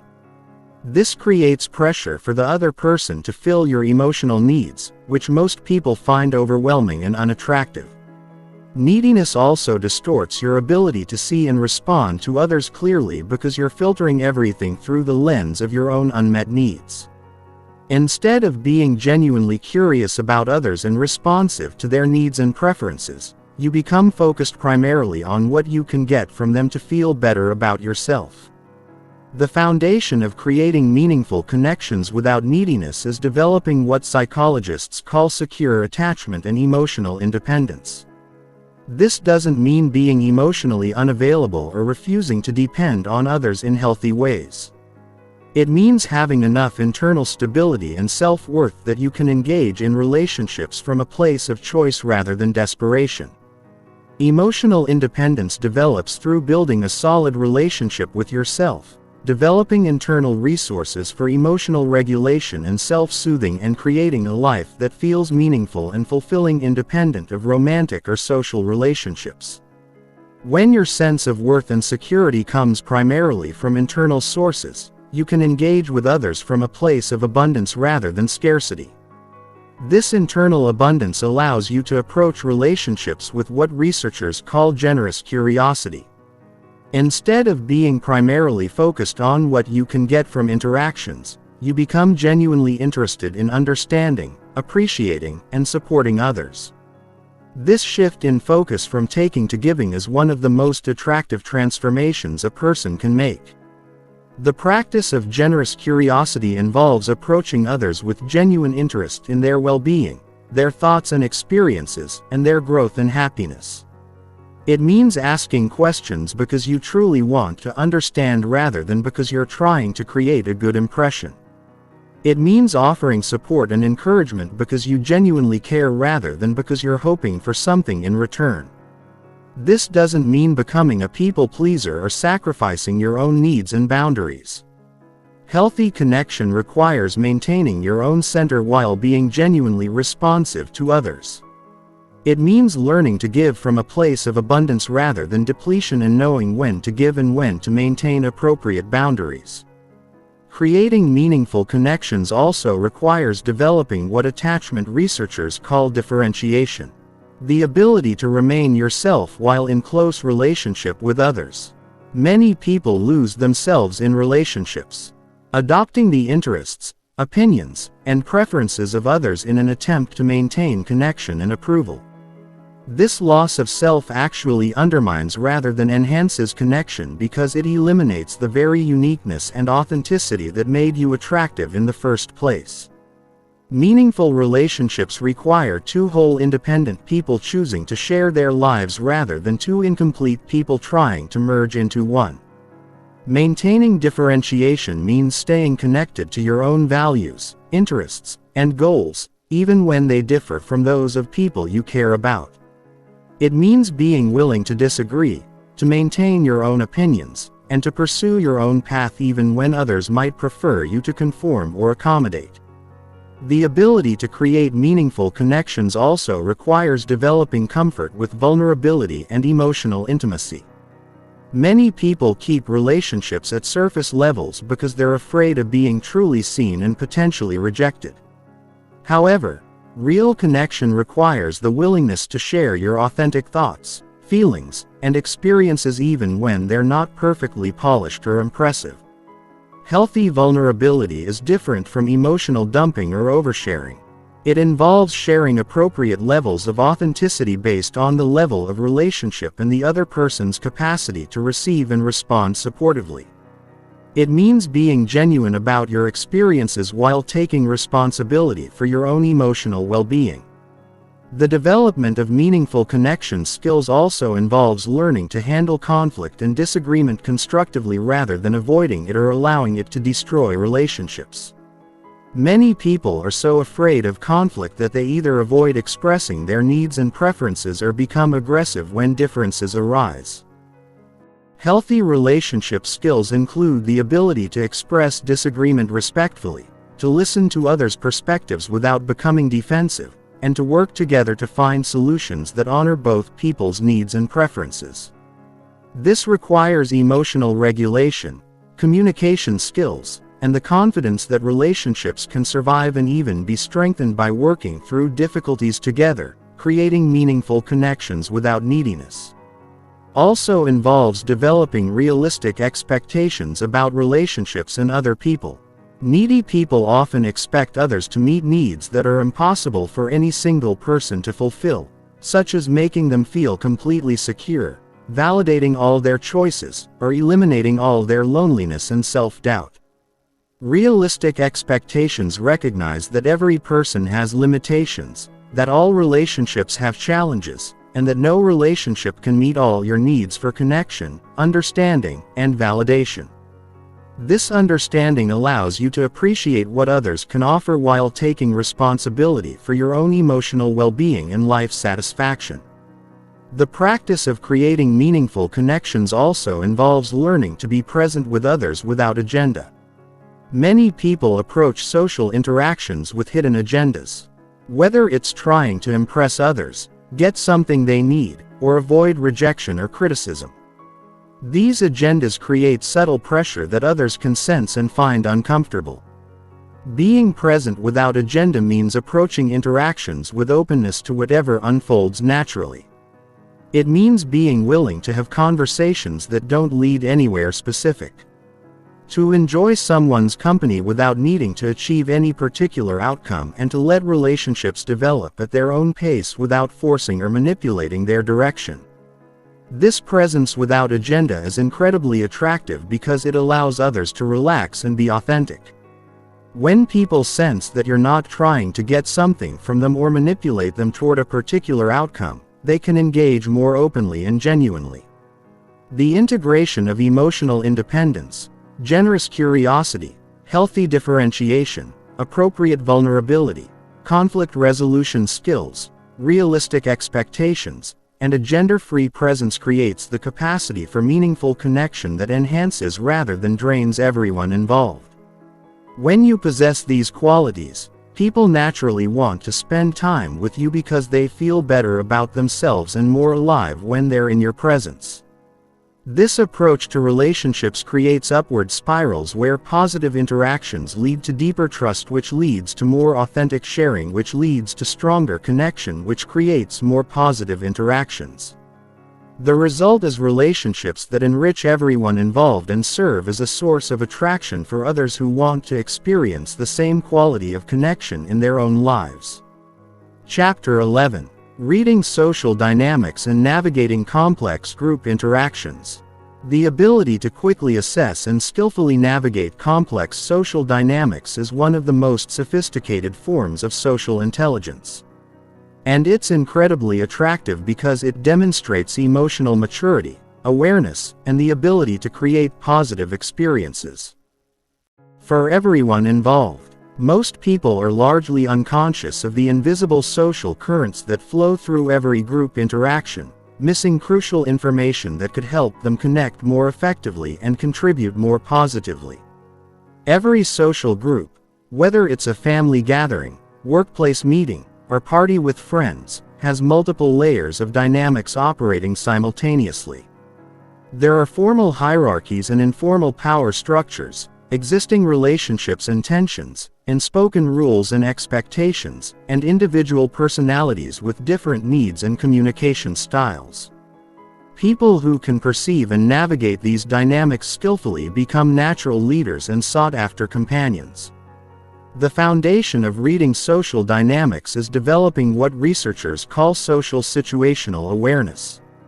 This involves stepping back from your own concerns and anxieties to observe the broader patterns of interaction, the emotional undercurrents, and the needs and motivations of different individuals within the group context. Most people enter social situations focused primarily on their own performance, worrying about how they're being perceived, what they should say next, or whether they're fitting in appropriately. This self-focused attention prevents them from seeing the rich complexity of social information that's constantly available. Shifting to social situational awareness means asking different questions. What's the overall energy and mood of this group? Who are the formal and informal leaders? What are the unspoken tensions or alliances?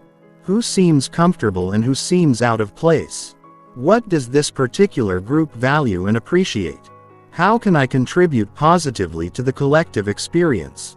The skill of reading power dynamics is particularly important for navigating complex social situations effectively. Every group has both formal authority structures and informal influence patterns. Understanding who has what kind of power and how they use it allows you to position yourself appropriately and contribute in ways that are valued and appreciated. Formal power is usually obvious through titles, roles, or explicit authority. Informal power is more subtle and emerges through things like expertise, charisma, social connections, or the ability to influence group decisions and directions. Often the people with the most informal power are not the ones with the highest formal titles. Learning to recognize informal power requires paying attention to who others look to for opinions, whose suggestions get implemented, who can change the mood or direction of conversations, and who seems to have the most social capital within the group. These observations help you understand the real dynamics rather than just the surface-level organizational chart. The ability to read emotional undercurrents is equally important for social navigation. Groups always have emotional dynamics that are separate from the explicit content of conversations. There might be excitement, tension, boredom, anxiety, competition or affection flowing between different members. And these emotions significantly affect how interactions unfold. Developing emotional radar involves paying attention to body language, vocal tonality, energy levels, and the subtle shifts that occur when certain topics are raised or certain people speak. You start to notice when someone's words don't match their emotional state. When there are undiscussed tensions between individuals or when the group energy changes in response to particular triggers. Understanding group roles and dynamics also helps you navigate complex interactions more skillfully. Different people naturally fall into different roles within groups. The leader, the supporter, the challenger, the peacemaker, the entertainer, the observer. Recognizing these patterns helps you understand how you can contribute most effectively and how to work with rather than against the natural group dynamics. Sometimes the most valuable contribution you can make is stepping into a role that's missing or supporting someone who's already filling an important role effectively. If there's natural leadership emerging, you might be most helpful by being an effective supporter rather than competing for leadership. If there's conflict, you might be most valuable as a peacemaker rather than taking sides. The skill of strategic positioning involves understanding how to place yourself within group dynamics to maximize your positive impact and minimize unnecessary conflict or tension. This doesn't mean being manipulative or fake. It means being thoughtful about how your natural personality and strengths can best serve the group's needs and goals.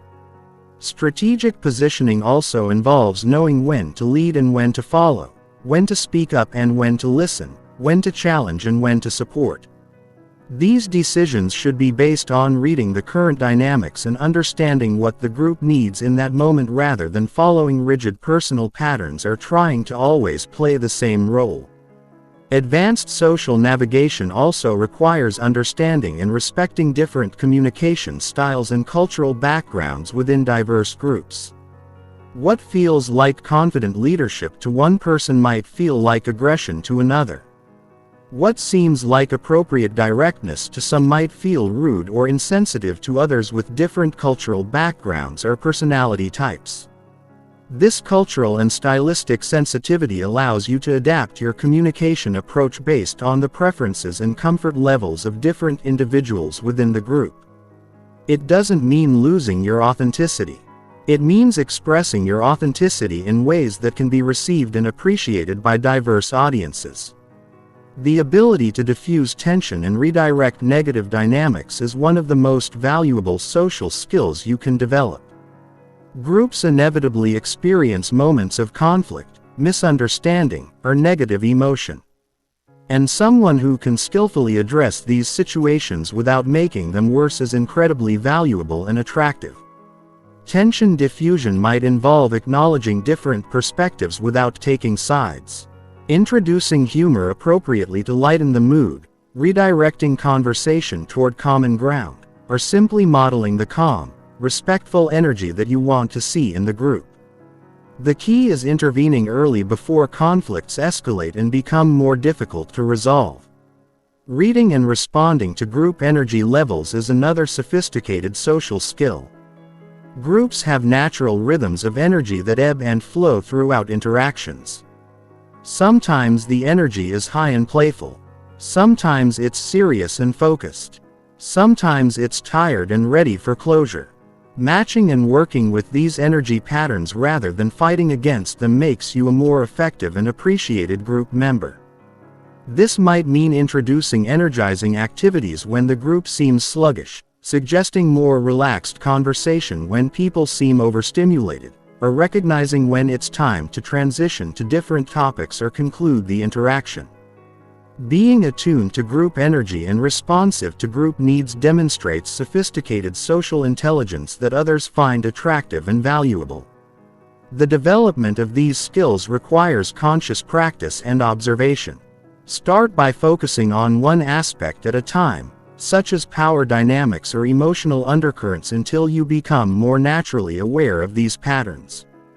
Practice in lower stakes situations before applying these skills in more important professional or social contexts.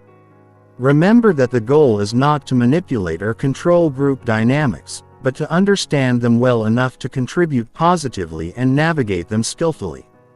When you can read social situations accurately and respond appropriately, you become someone others seek out for important interactions because they trust your judgment and value your positive influence. Chapter 12. Sustaining Attractiveness Through Continuous Growth and Self-Development. One of the most common mistakes people make when developing attractiveness is treating it as a destination rather than a journey. They work on building confidence, improving their social skills, or developing their presence until they reach a certain level, and then they stop growing and start coasting. This approach inevitably leads to stagnation and decline because attractiveness, like physical fitness, requires ongoing maintenance and continuous development. The people who remain consistently attractive throughout their lives understand that personal development is not a project to be completed but a lifestyle to be embraced. They maintain their appeal not through any single quality or achievement but through their commitment to ongoing growth, learning, and evolution as human beings. The psychology of continuous growth reveals why this approach is so fundamentally attractive. Humans are naturally drawn to people who are expanding, evolving, and becoming more capable over time. There's something inherently magnetic about someone who is actively engaged in the process of self-improvement and life enhancement. This attraction to growth is rooted in our evolutionary psychology. Throughout human history, the ability to learn, adapt, and develop new capabilities has been strongly correlated with survival and thriving.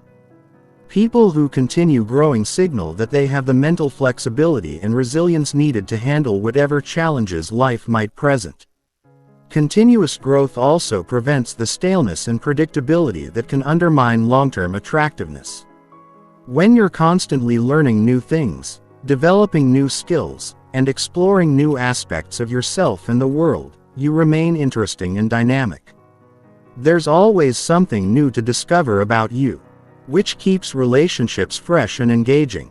The foundation of sustainable attractiveness is what researchers call intrinsic motivation. The drive to grow and develop that comes from internal satisfaction rather than external rewards or validation. People who are intrinsically motivated to improve maintain their development efforts even when no one is watching or rewarding them because the process itself is fulfilling and meaningful. Developing intrinsic motivation for growth requires connecting your development efforts to your deeper values and long-term vision for your life. When you see personal growth as an expression of your commitment to becoming your best self rather than as a way to gain approval or achieve specific outcomes, you're more likely to maintain your efforts consistently over time. This means choosing growth opportunities that genuinely interest and challenge you rather than simply following what others think you should develop. It means pursuing excellence because you value excellence. Developing skills because you enjoy mastery and expanding your capabilities because you're curious about your potential. The practice of continuous learning is fundamental to maintaining long-term attractiveness. This doesn't necessarily mean formal education, although that can be valuable. It means maintaining curiosity about the world and your place in it, seeking out new experiences and perspectives and remaining open to changing your mind when you encounter better information or ideas. Continuous learners are attractive because they're mentally alive and engaged with the world around them. They have interesting things to talk about, fresh perspectives to share, and the intellectual humility to admit when they don't know something and want to learn more. They avoid the intellectual stagnation that makes people boring and predictable. The areas of learning that tend to enhance attractiveness most include emotional intelligence, communication skills, cultural knowledge, creative expression, physical health and fitness, and whatever professional or personal interests genuinely fascinate you. The key is to maintain active engagement in multiple areas rather than becoming narrowly focused on only one aspect of development. Physical health and fitness deserve special attention because they affect every other aspect of your attractiveness and life satisfaction. Maintaining physical vitality requires ongoing commitment to exercise, nutrition, sleep, and stress management. This isn't about achieving perfect physical appearance, but about maintaining the energy, confidence, and presence that come from feeling physically capable and healthy. The attractiveness of physical fitness goes beyond appearance to include the qualities that maintaining fitness requires and develops. Discipline, persistence, goal-setting ability, and the confidence that comes from overcoming physical challenges. These qualities are attractive in themselves and tend to enhance every other aspect of your life. Emotional and psychological development is equally important for sustained attractiveness. This includes developing greater self-awareness, emotional regulation skills, empathy, resilience, and the ability to form deeper and more meaningful relationships. These internal qualities create the foundation for all external expressions of attractiveness. Ongoing emotional development might involve therapy, meditation, journaling, reading psychology, and personal development books, seeking feedback from trusted friends, or working with coaches or mentors. The specific methods matter less than the commitment to continuing to understand yourself more deeply and develop greater emotional intelligence and maturity. Creative expression and skill development also contribute significantly to long-term attractiveness. Having creative outlets and areas of developing expertise makes you more interesting and gives you sources of satisfaction and confidence that don't depend on other people's approval or validation. Whether it's music, art, writing, cooking, gardening, craftsmanship, or any other creative pursuit. Having areas where you're developing mastery creates depth and richness in your personality. It also provides conversation topics and ways to connect with others who share similar interests. The maintenance of social and relationship skills requires ongoing attention and practice. Even if you've developed strong social abilities, these skills need to be exercised and refined to remain sharp. This means continuing to put yourself in social situations, seeking out conversations with diverse people, and working on becoming an even better listener. Communicator and friend. Advanced relationship skills include learning to navigate conflict more skillfully, developing deeper empathy and understanding, becoming more skilled at supporting others through difficulties, and learning to balance intimacy with independence in healthy ways. These skills can always be developed further, regardless of your current level. The practice of regular self-reflection is crucial for maintaining growth momentum. This involves regularly assessing where you are in different areas of your life, what's working well, what needs improvement, and what new areas you want to explore. Without this reflection, it's easy to coast on past achievements without continuing to push yourself forward. Self-reflection might involve weekly or monthly check-ins with yourself, annual goal setting and review processes, seeking feedback from trusted friends or mentors, or working with professionals who can provide objective perspectives on your development. The key is maintaining honest awareness of your current reality and continued commitment to growth. Setting progressive challenges for yourself ensures that you don't become complacent or stop pushing your boundaries. This means regularly setting goals that require you to stretch beyond your current capabilities, whether in professional, personal, creative, or physical domains. These challenges should be significant enough to promote real growth but achievable enough to maintain confidence and momentum. The process of setting, working toward, and achieving meaningful goals develops confidence, competence, and the attractive quality of being someone who makes things happen rather than just letting life happen to them. The integration of continuous learning, physical maintenance, emotional development, creative expression, social skill refinement, regular self-reflection, and progressive goal setting creates a lifestyle of growth that maintains and enhances attractiveness throughout your life.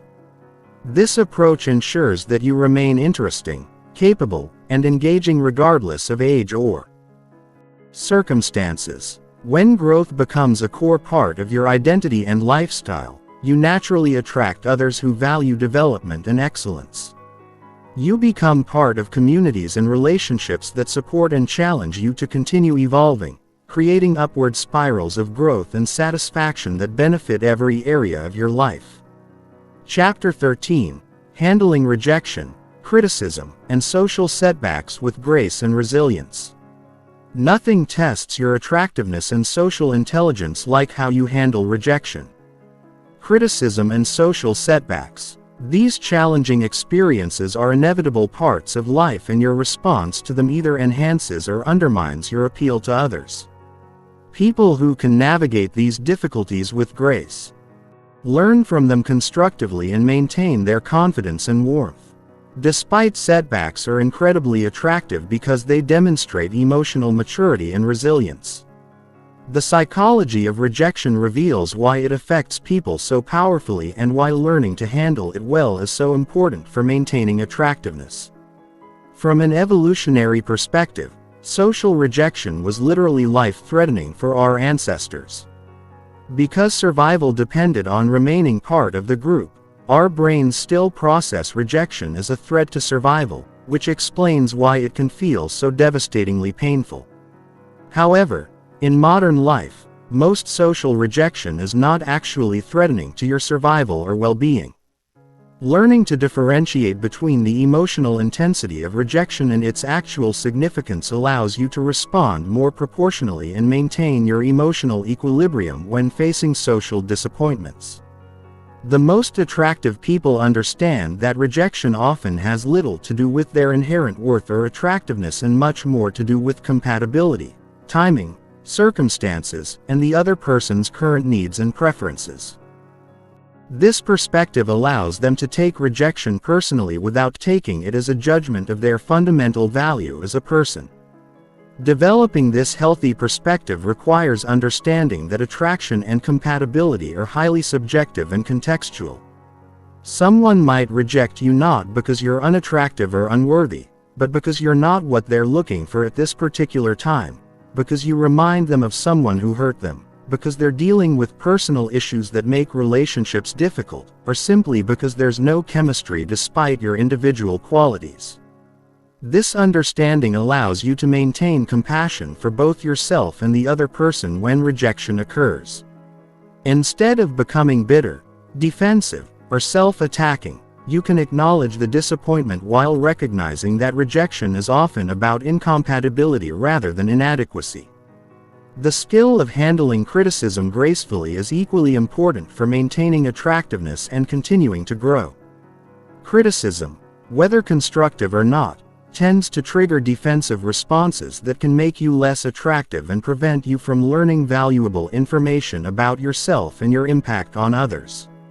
Attractive people have learned to receive criticism with curiosity rather than defensiveness.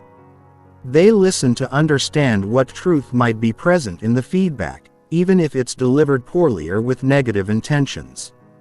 They separate the useful information from the emotional charge and use criticism as data for self-improvement rather than evidence of personal attack. This doesn't mean accepting all criticism as valid or allowing others to treat you disrespectfully. It means developing the emotional regulation skills to hear feedback without immediately becoming reactive and the discernment to evaluate whether criticism contains useful information for your growth. The practice of extracting value from negative feedback requires asking yourself questions like, is there any truth in this criticism that I can learn from? What might I be doing that's creating this response in others? How can I use this information to improve? What does this tell me about this person's values or preferences? This learning orientation toward criticism makes you more attractive because it demonstrates intellectual humility, emotional maturity, and commitment to growth. People are drawn to those who can handle feedback well because it signals that you're safe to be honest with, and that relationships with you will involve mutual growth rather than defensive interactions. Social setbacks such as embarrassing moments, social mistakes, or conflicts with others provide opportunities to demonstrate resilience and grace under pressure. Everyone experiences these situations, but how you handle them significantly affects how others perceive you and whether they want to continue interacting with you. The most attractive response to social setbacks involves acknowledging what happened without dramatizing it, taking appropriate responsibility without excessive self-blame, learning from the experience without becoming paralyzed by it, and moving forward with confidence and tact. This might involve offering a genuine apology when appropriate, using appropriate humor to diffuse tension, or simply acknowledging a mistake and moving on without making it the center of attention. The key is responding proportionally rather than either minimizing serious issues or catastrophizing minor mistakes. Developing resilience requires building what psychologists call cognitive flexibility, the ability to see situations from multiple perspectives and find constructive meanings even in difficult experiences. Instead of interpreting setbacks as evidence of personal failure or social inadequacy, resilient people view them as learning opportunities. Character-building experiences are simply part of the normal challenges of human interaction. This cognitive flexibility allows you to maintain hope and motivation even when things don't go as planned. You can experience disappointment without becoming discouraged, face criticism without becoming defensive, and encounter rejection without losing confidence in your worth and attractiveness. The practice of self-compassion is fundamental to handling social difficulties gracefully. This involves treating yourself with the same kindness and understanding you would offer a good friend going through similar challenges instead of harsh self-criticism when things go wrong. Self-compassion involves acknowledging that difficulties are part of the human experience and that you deserve kindness, especially from yourself. Self-compassion doesn't mean making excuses or avoiding responsibility. It means recognizing that everyone makes mistakes, faces rejection, and experiences social difficulties, and that these experiences don't negate your value or potential for future success. Maintaining perspective during difficult social experiences requires remembering that most social interactions and relationships are part of larger patterns rather than isolated events. One rejection doesn't mean you're universally unattractive. One criticism doesn't mean you're fundamentally flawed. One social mistake doesn't mean you're socially incompetent. This broader perspective allows you to maintain confidence and motivation. Even when individual interactions don't go well, you can view setbacks as temporary experiences rather than permanent judgments, which allows you to continue taking social risks and pursuing connections without being paralyzed by fear of negative outcomes. The ability to bounce back quickly from social difficulties is incredibly attractive because it signals emotional resilience and stability. People want to be around those who won't be devastated by normal life challenges, who can handle conflict and disappointment without becoming dramatic or dysfunctional, and who will remain positive and engaging even when things get difficult. This resilience develops through experience with adversity and conscious practice of healthy coping strategies. Each time you face a social challenge and handle it well, you build evidence of your ability to cope with difficulties, which increases your confidence for future challenges.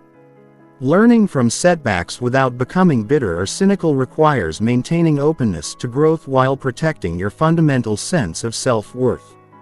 This means being willing to acknowledge and correct mistakes while recognizing that mistakes don't define you. Being open to feedback while maintaining healthy boundaries and continuing to take social risks while learning from past experiences. The integration of healthy perspective on rejection, graceful handling of criticism, resilient response to setbacks, cognitive flexibility, self-compassion, and the ability to learn from difficulties creates an approach to social challenges that actually enhances rather than undermines your attractiveness. When others see that you can handle difficulties with grace and continue growing from challenging experiences, they're more likely to trust you, respect you, and want to build deeper relationships with you.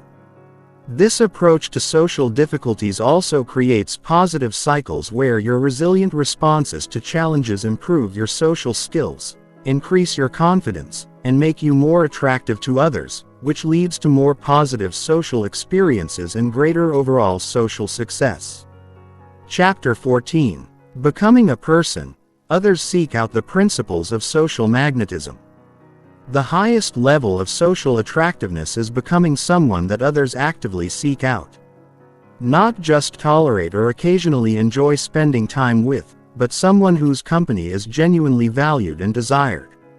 These socially magnetic individuals have developed a combination of qualities that make others feel better about themselves and more alive when they're around them.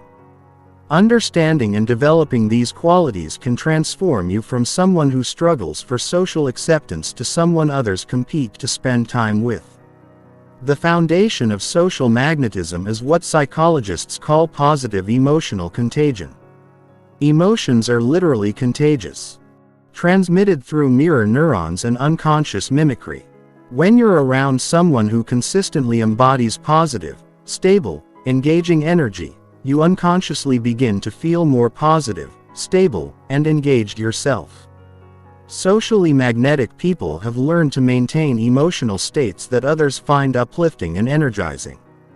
This doesn't mean being artificially positive or denying negative emotions.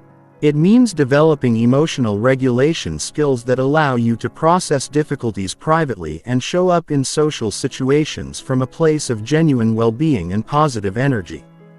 This positive emotional presence is attractive because it offers others a break from the stress, anxiety, and negativity that many people carry.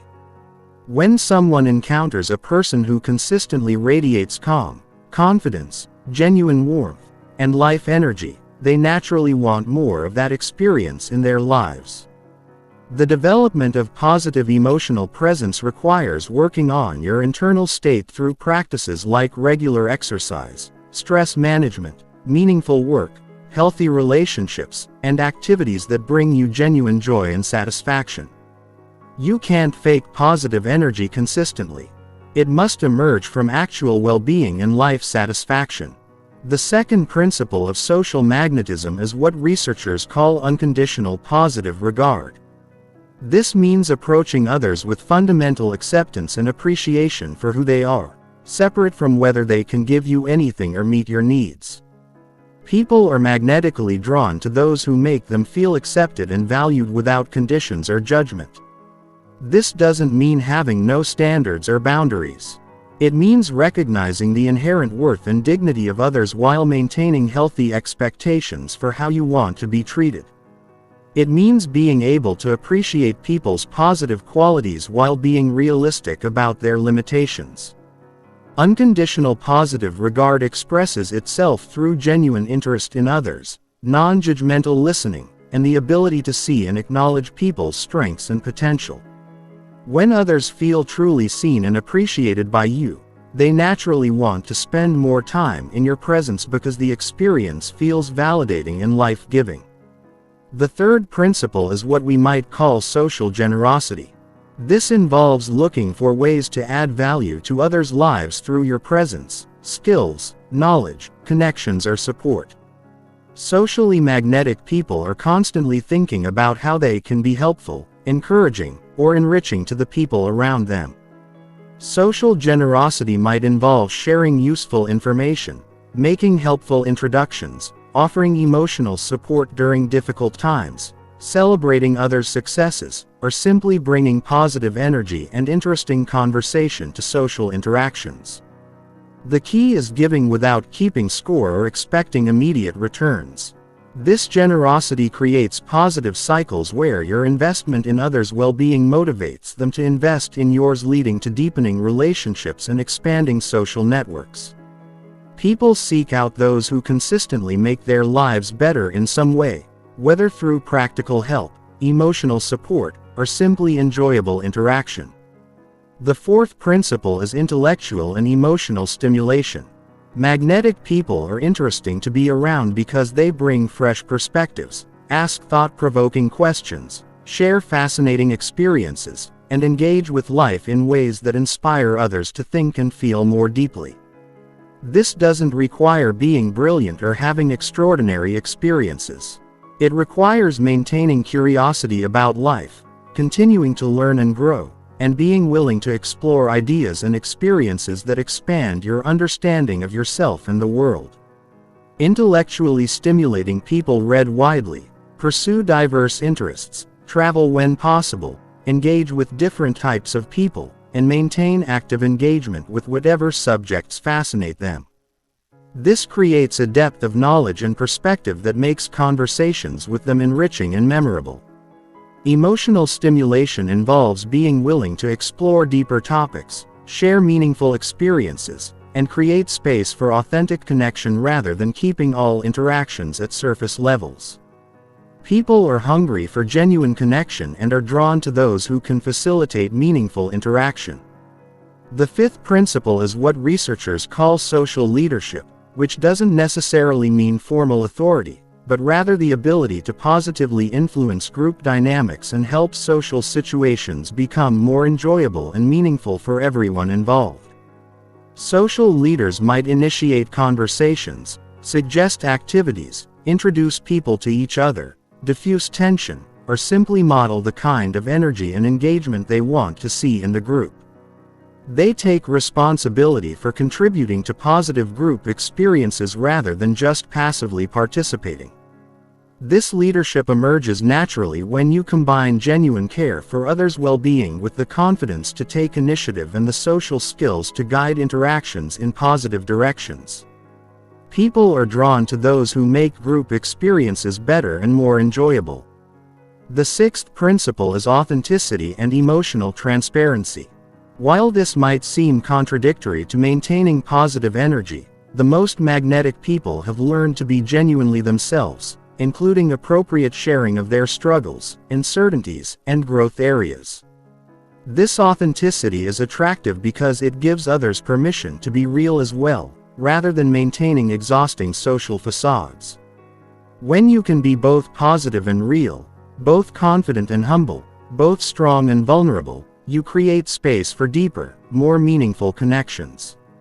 The key is sharing authentically in ways that invite connection rather than dumping emotional burdens on others inappropriately.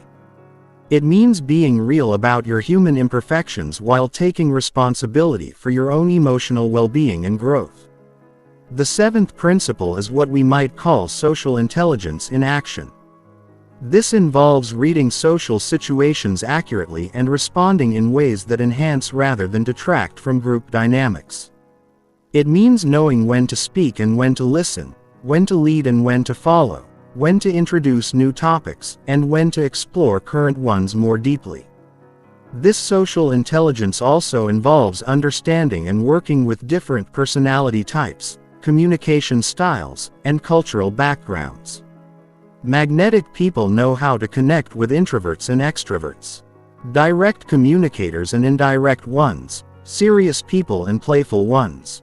The integration of positive emotional presence, unconditional positive regard, social generosity, intellectual and emotional stimulation, social leadership, authenticity, and social intelligence creates a quality of social magnetism that draws others consistently and powerfully. When you embody these principles, several things happen naturally. People begin reaching out to you more frequently. You get invited to more social events and opportunities. Others seek your advice and perspective. You become someone that people think of when they want to have meaningful conversations or enjoyable experiences. This social magnetism creates upward spirals where positive social experiences lead to increased confidence and social skills, which lead to even more positive social experiences. You become part of social networks that support and challenge you to continue growing, and you develop relationships that enrich every aspect of your life. The development of these qualities requires patience and consistent practice. But the investment pays dividends that extend far beyond social success to include professional opportunities, personal growth, and life satisfaction that comes from meaningful connections with others. Chapter 15. Integration and Mastery. Becoming naturally attractive through authentic self-development. The journey from trying to be attractive to naturally being attractive represents a fundamental transformation in how you relate to yourself and others. This final chapter integrates everything you've learned into a coherent approach to life that creates lasting attractiveness through authentic self-development rather than performance. The goal is not to add attractive behaviors to an unchanged personality, but to become a person whose natural way of being in the world is inherently magnetic.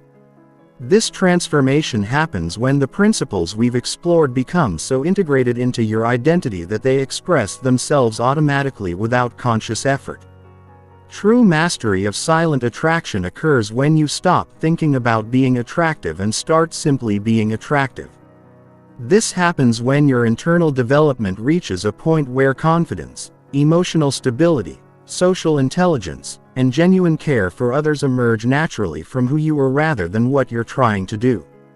Attractiveness is not a collection of separate skills but an emergent property of psychological and emotional development. When you develop genuine confidence, emotional intelligence, social skills, and personal depth, attractiveness emerges as a natural byproduct.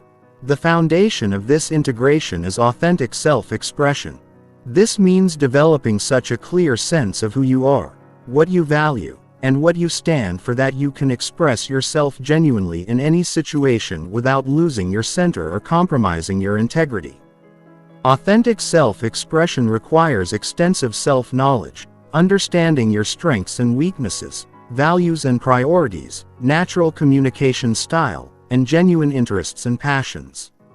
When you know yourself deeply, you can be yourself consistently, creating the coherence and authenticity that others find magnetic.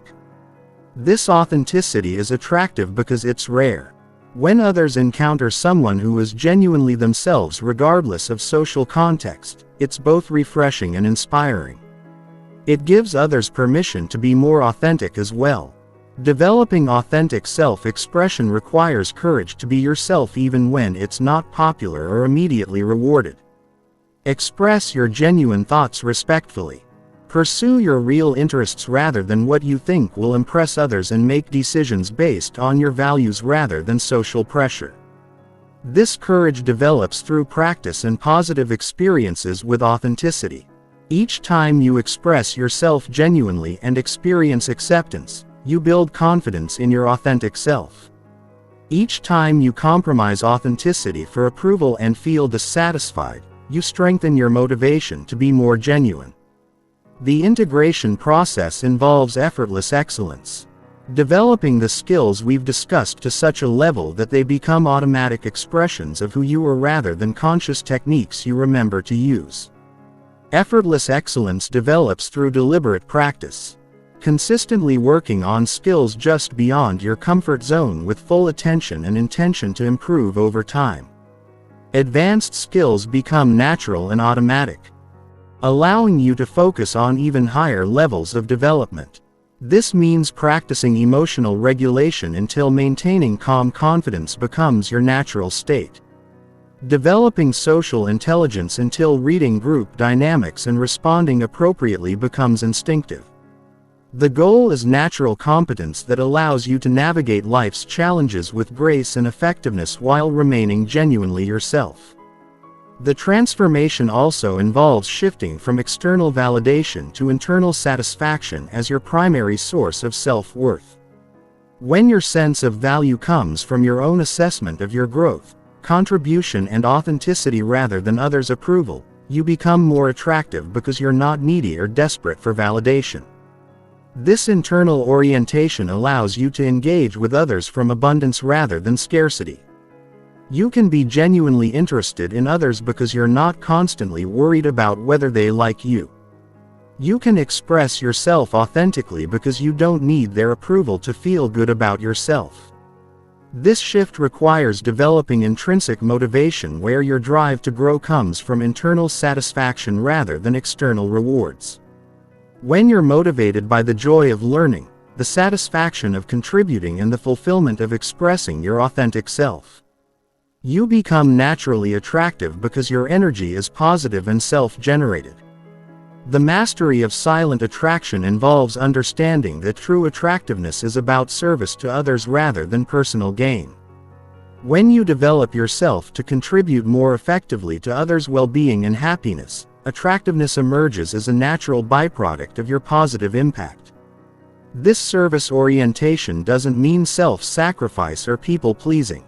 Develop yourself to be genuinely helpful, supportive, and enriching to others' lives.